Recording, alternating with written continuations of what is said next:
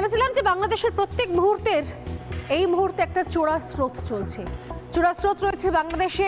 মুক্তিযোদ্ধা, বাংলাদেশের সাধারণ মানুষ, বাঙালিরা তারা ক্ষমতায় থাকবে, তারা শেষ পর্যন্ত শেষ কথা বলবে, নাকি আসলে রমরমা হবে রাজাকারদের, শেষ পর্যন্ত জয় জয়কার হবে রাজাকারদের, আবারও বাংলাদেশ চলে যাবে রাজাকারদের হাতে। যে রাজাকারদের প্রথম উদ্দেশ্যই হচ্ছে বাংলাদেশের বাঙালি বাংলার সংস্কৃতিকে ধ্বংস করা, পাকিস্তানের উপর নির্ভরশীল থাকা এবং ভারত বিরোধী কার্যকলাপ করা।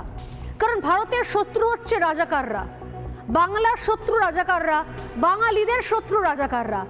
শেষ পর্যন্ত পরিণতি কোথায় যাবে?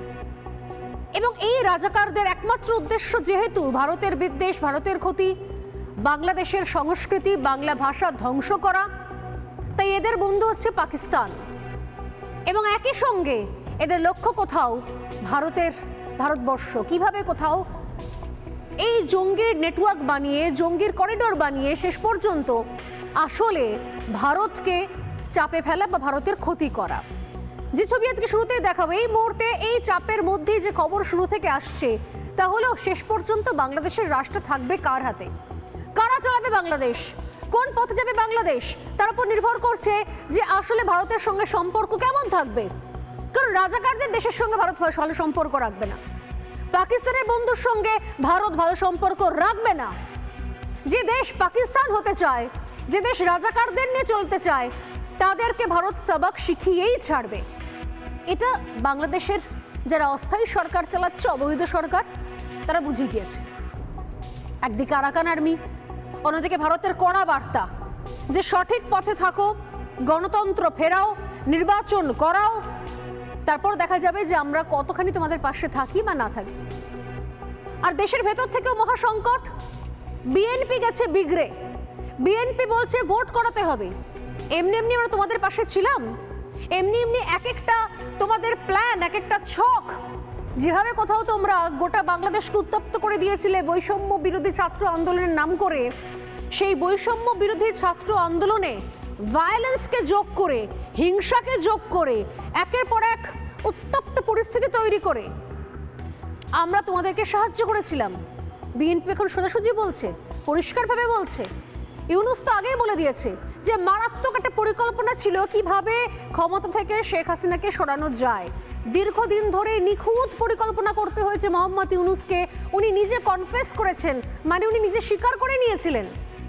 আর বিএনপি এবার স্বীকার করে নিচ্ছে যে আজকে ইউনূস ক্ষমতায় বসতে পারতো না যদি না বিএনপি থাকতো, যদি না শিবির থাকতো, তাহলে আজকে এই দিনটা ইউনূস দেখতেই পেত না। কিন্তু লাভটা কি হলো ইউনূসকে সাহায্য করে, শেখ হাসিনাকে দেশ ছাড়া করে? যদি নির্বাচনই না হয়, যদি পুরোপুরি নিয়ন্ত্রণ বিএনপির হাতে না চলে আসে, তাহলে লাভ কি হলো? অতএব ঘরেও চাপ, বাইরেও চাপ। ইউনূসের এখন মহা সংকট, উভয় সংকট। আমরা বলি শাঁখের করাতের দশা, এটা একটা বাংলা প্রবাদ, যারা উর্দু প্রেমী তারা জানবেন না। শাঁখের করাত মানে যেতেও কাটে, আসতেও কাটে, যেটা ইউনূসের অবস্থা এখন। বাইরেও কাটছে, একদিকে আরাকান, একদিকে ভারত, আর দেশের ভেতরেও কাটছে, তা হচ্ছে বিএনপি, শিবির। এমত অবস্থায় ভোট করানোর কথা ভাবনা চিন্তা করা হচ্ছে। ভোট ছাড়াই যদি ক্ষমতায় আসা যায়, তাহলে ভোট কে চায়? মোহাম্মদ ইউনূস এটা ভালো মতো জানেন যে সুষ্ঠু গণতান্ত্রিক পদ্ধতিতে ভোট হলে তিনি জিততে পারবেন না।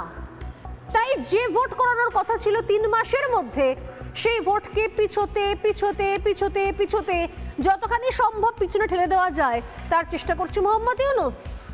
অথচ তিনি বলেছিলেন যে ভোট তিনি করাবেন, তিনি বলেছিলেন যে সুষ্ঠু গণতান্ত্রিক পরিবেশ নিয়ে আসবেন। কোথায় কি?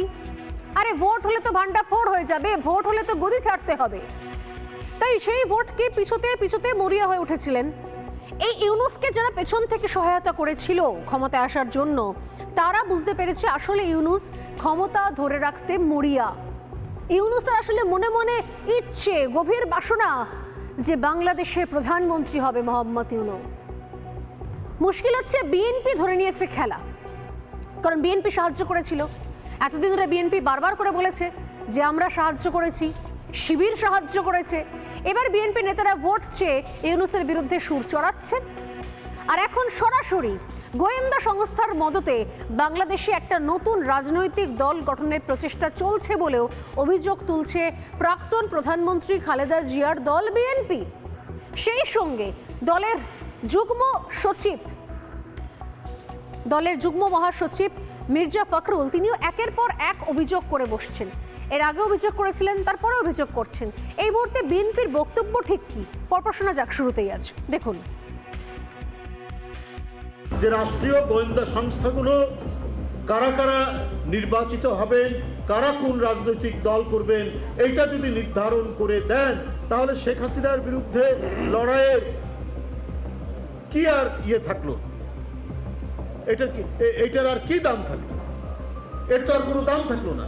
শেখ হাসিনাও এই কাজ করেছে। এখানে অন্তর্বর্তীকালীন সরকার তারা জিনিসটাকে যাচাই বাছাই না করে হয় তারা এটি করেছে, অথবা তাদের মনে যদি কোনো অসৎ উদ্দেশ্য থাকে যে আমরা আবারও মঈনুদ্দিন ফখরুদ্দিনরা যে প্রচেষ্টা নিয়েছেন যে বিএনপিকে ভাঙার, গণতান্ত্রিক শক্তিকে দুর্বল করার, সেই ধরনেরই আরেকটি ক্ষুদ্র প্রচেষ্টা অত্যন্ত ক্ষীণ আকারে এই সরকারের ভিতরে কাজ করছে কিনা, তাদের অন্তরের মধ্যে ক্রিয়াশীল আছে কিনা, এই নিয়ে জনমনে কিন্তু ব্যাপক সন্দেহ দেখা যায়।